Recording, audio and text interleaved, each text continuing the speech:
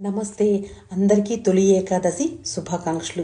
హిందువుల మొట్టమొదటి పండుగ తొలి ఏకాదశి. ఈ తొలి ఏకాదశి దగ్గర నుండి మనకి అన్ని పండుగలు, వినాయక చవితి, దీపావళి, దసరా అన్ని పండుగలు మనకి మొదలవుతాయి అన్నమాట.